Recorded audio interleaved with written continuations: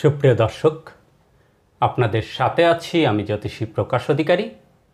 আজ আপনাদের জন্য যে অনুষ্ঠানটির আয়োজন করেছি তার শিরোনাম করতলে দুটি স্থানে ক্রস মানে আপনি মহা সৌভাগ্যের অধিকারী। সুপ্রিয় দর্শক, অনুষ্ঠানটি না টেনে পুরোপুরি জানতে পুরো ভিডিওটি দেখুন এবং পরিপূর্ণ ধারণা অর্জন করুন। সেই সাথে যারা আমার চ্যানেলটিতে নতুন, এখনও সাবস্ক্রাইব করেননি, তারা অনুগ্রহপূর্বক আমার চ্যানেলটি সাবস্ক্রাইব করুন এবং পাশে রাখা বেলটি প্রেস করে অল সিলেক্ট করে পরের ভিডিওর নোটিফিকেশন পেতে আমার সাথেই থাকুন। আজ যারা ফেসবুক পেজ থেকে ভিডিওটি দেখছেন তাদেরকে অসংখ্য অসংখ্য অসংখ্য ধন্যবাদ। পেজটিতে একটি লাইক ও ফলো দিয়ে আমাকে উৎসাহিত করুন জ্যোতিষশাস্ত্রের নিত্য নতুন জ্ঞানবর্ধক ভিডিও পাবার জন্য। সুপ্রিয় দর্শক, কথা দীর্ঘায়িত না করে চলুন আমরা ফিরে যাই আমাদের মূল আলোচনায়।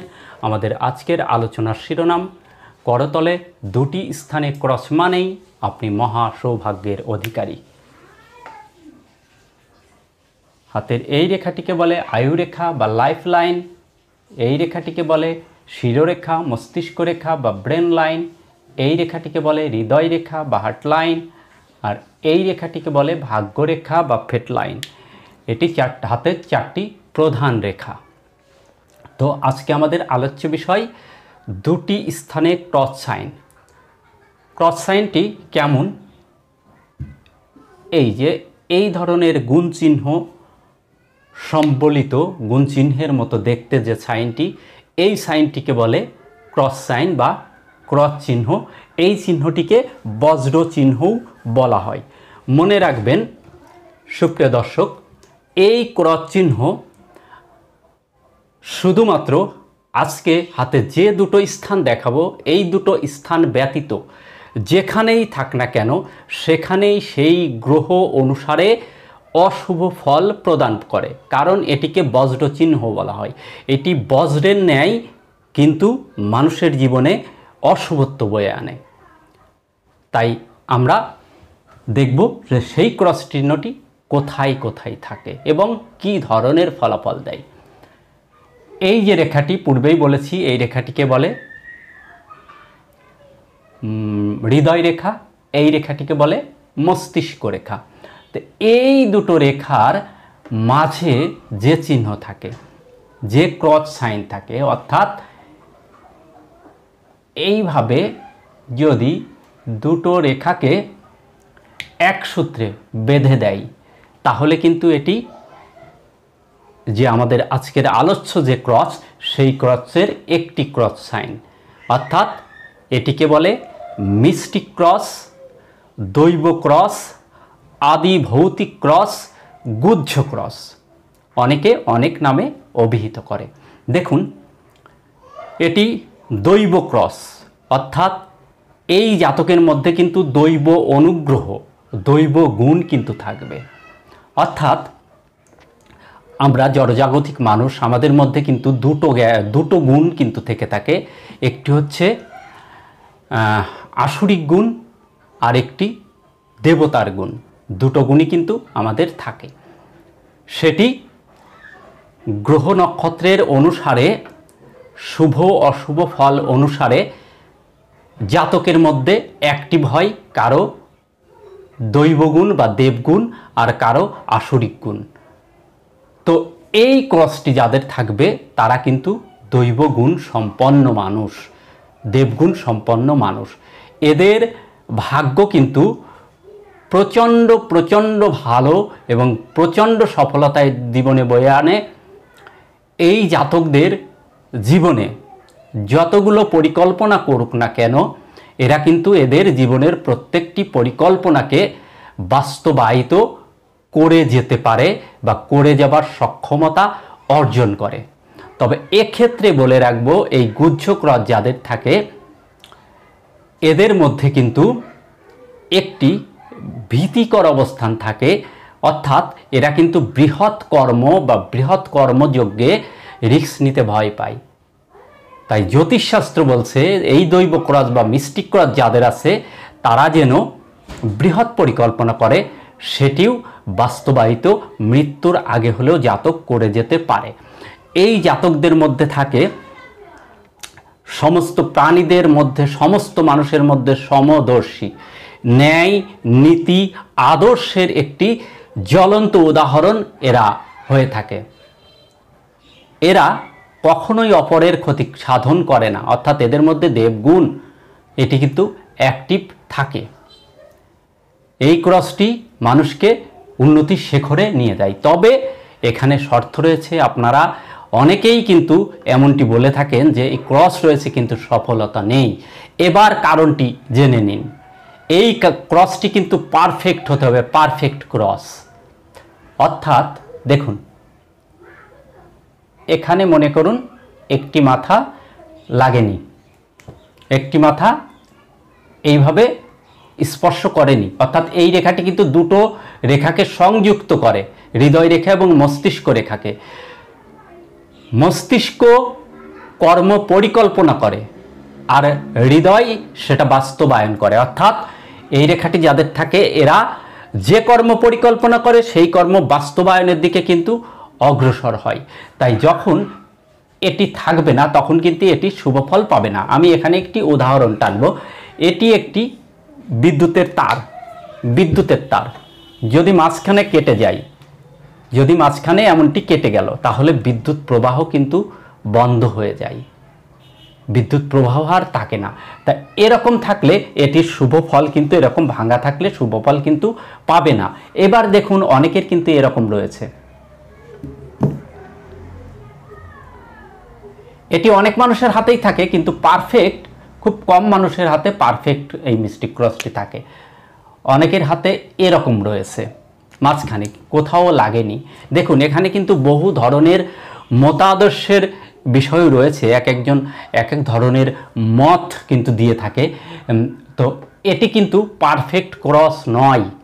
অনেকে কিন্তু এটিকে পারফেক্ট ক্রস বলেও অনেক জ্যোতিষ মহোদয়গণ অভিহিত করে, কিন্তু আমি আমার কর্মদশায় আমার কর্মজীবনে দেখেছি এটি পারফেক্ট ক্রস নয়।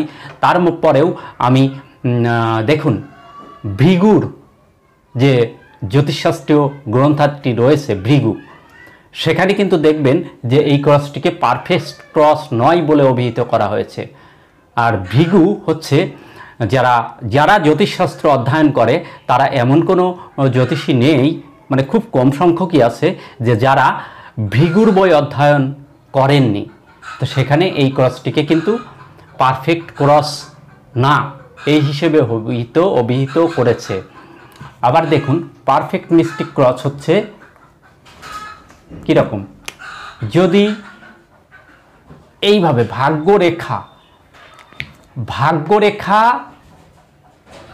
ভাগ্যরেখাকে নিয়ে আরেকটি এই ধরনের রেখা এসে হৃদয় রেখা এবং মস্তিষ্ক রেখাকে এক করে দেয়, এটিও একটি পারফেক্ট ক্রস, খুবই খুবই শক্তিশালী পারফেক্ট ক্রস। আবার এই ধরনের থাকলেও এটিও কিন্তু শক্তিশালী পারফেক্ট মিস্টিক ক্রস হিসেবে অভিহিত করা হয়। তো এই ধরনের পারফেক্ট মিস্টিক ক্রস যারা আছে তারা অবশ্যই কর্মে সফলতা এনে দেয় এবং এদের মধ্যে অনেকটা অনাসক্তি থাকে, প্রচুর ধন থাকে, কিন্তু যেহেতু এটা ধর্মের কারক, আদি ভৌতিক, আদি দৈবিক, গুচ্ছ মানে গোপন, গুচ্ছ ক্রস, এদের মধ্যে গোপনীয়তাও, গোপন বিষয়ের যে সাধনা সেটিও কিন্তু এরা করে থাকে, অর্থাৎ ঈশ্বর প্রীতি এদের মধ্যে থাকে। এবার আমরা দেখব দ্বিতীয় কোন স্থানে দ্বিতীয় ক্রসটি কোথায় থাকে। সেটি হচ্ছে এই যে আমাদের তর্জনী আঙ্গুল, তর্জনী আঙ্গুলের নিচে যে স্থানটুকু, এই স্থানটুকুকে বলে বৃহস্পতির স্থান বা জুপিটার মাউন্ট। এই জুপিটার মাউন্টে যদি এই ধরনের একটি ক্রস চিহ্ন